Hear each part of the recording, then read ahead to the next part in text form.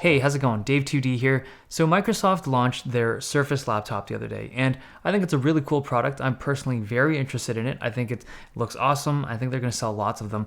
But I think there's some potential problems with this product, and I wanted to go through them with you in case you're interested in purchasing one. So the first thing is the design. I really like the design. I think a lot of the interest about this product comes from the fact that it looks as good as it does. Because let's be honest, if this thing was super ugly, it would be a much less exciting product. But it's really good looking, so here we are. It's one-hand openable, the keyboard and trackpad look really promising, but the most interesting thing about this product is the fact that they're using this Alcantara material on the keyboard deck. And if you're unfamiliar with it, it's this fabric-type material. It's a synthetic fabric that Microsoft uses on their signature keyboard on the Surface Pro product. And it feels and looks really inviting to use. It's much more durable than what you would imagine a cloth type material to be, but that being said, it's not metal, it's not plastic, so there's going to be some wear over time. Now, I've seen Alcantara keyboards that looked really good after 6 months, and I've also seen some that looked really worn down after 6 months. So I don't know, it's gonna vary from person to person, but one thing's for sure, you can't just replace the keyboard the way that you could on the Surface Pro, because if you really wanted to and you had a gunky Surface Pro type cover, you could just buy a new one for a couple $100. This is built into the laptop. It's kind of like fused onto the keyboard deck. I don't think it'll be as easy to just replace that. Okay, let's talk about the operating system. These come with Windows 10s, and if you want to, for the first year, you can upgrade it for free to Windows 10 Pro. After that first year, or after 2017, it's gonna become a $50 upgrade. So the biggest difference between Windows 10 and Windows 10s is that 10s can't run any kind of executable program. So any kind of like .exe file, you can't run it. There's not even a command prompt. This is crippling to a lot of users. There's no Steam, there's no Chrome. You're gonna be stuck with Microsoft Edge, and you're gonna be running Bing for the search engine. It's streamlined and it focuses on the core of Windows. And I think for system administrators, it's a lot easier to get something like this deployed.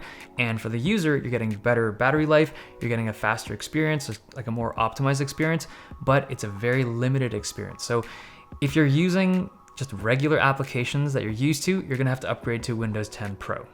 Okay, looking at the hardware, the base model comes with 4 gigs of RAM, and that is tight. I really feel like they should have put in 8 gigs, and the argument is that for most people that are interested in this base model, so like the university student that doesn't have a lot of heavy computer tasks, 4 gigs should be enough, especially if you're not using Chrome. So if you're just web browsing, editing PDF documents, typing up Word documents, just doing very productivity focused tasks, then yes, 4 gigs should be enough. But the thing is, if you ever want to do something that's a little bit more RAM intensive, you can't upgrade that. Now, I understand they had to do this to create the price structure that they wanted, but I'm just not a fan of that base configuration. In terms of USB ports, we're looking at a single USB-A and no USB-C ports.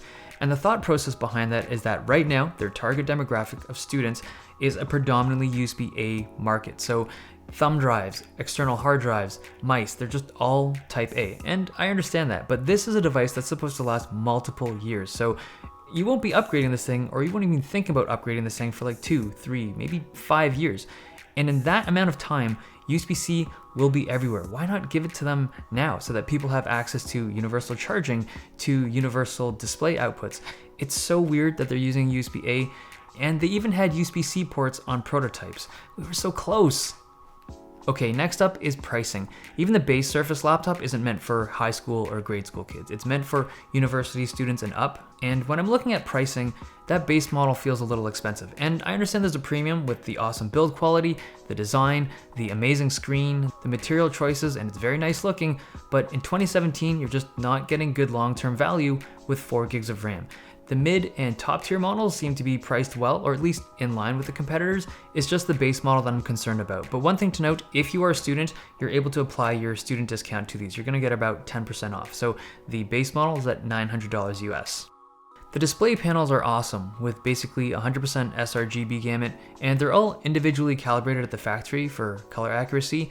The 3:2 aspect ratio, I mean, this is great for tablets because you get a little bit more usable space vertically, but on a laptop only device, I would prefer a 16:9 screen, just for consistency for other devices.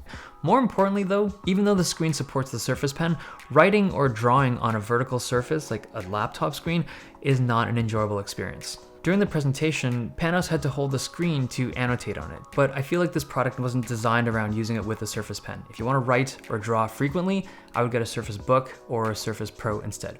So I want to talk about some things that I think Microsoft did right, just to kind of close this off. They're running PCIe drives for storage, so those are going to be really fast, way faster than the ones on the Surface 3. The CPU selection is good. That top-end i7 actually has an Iris Plus graphics chip. I'm really glad they went with that instead of the more common 7500U.